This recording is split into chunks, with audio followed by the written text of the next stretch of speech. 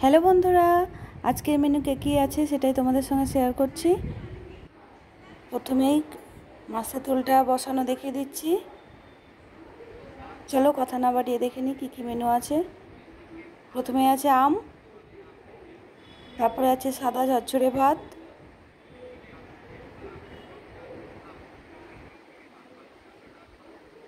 তারপরে আছে মশলা দিয়ে মুগের ডাল,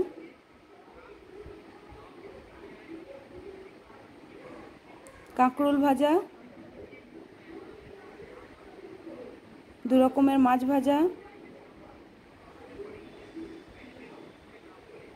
মাছ পটল আলু দিয়ে একটা তরকারি,